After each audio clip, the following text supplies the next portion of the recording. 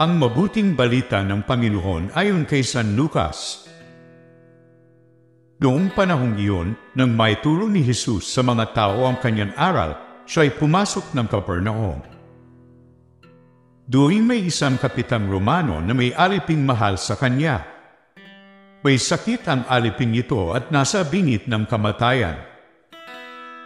Nang mabalitaan ng kapitan ang ginagawa ni Jesus, nagpasubo siya sa ilang matatanda sa mga Hudyo upang ipakiusap kay Jesus na puntahan at padalingin ang alipin.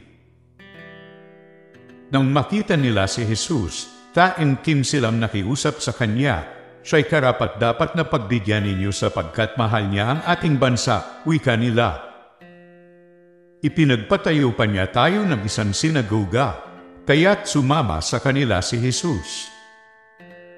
Nang malapit na siya sa bahay, ipinasalubong siya ng kapitan sa kanyang mga kaibigan at ipinasabi ang ganito, "Ginoo, huwag na po kayong magpakapagod.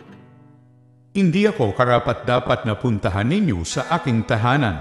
Hindi rin po ako karapat-dapat na humarap sa inyo.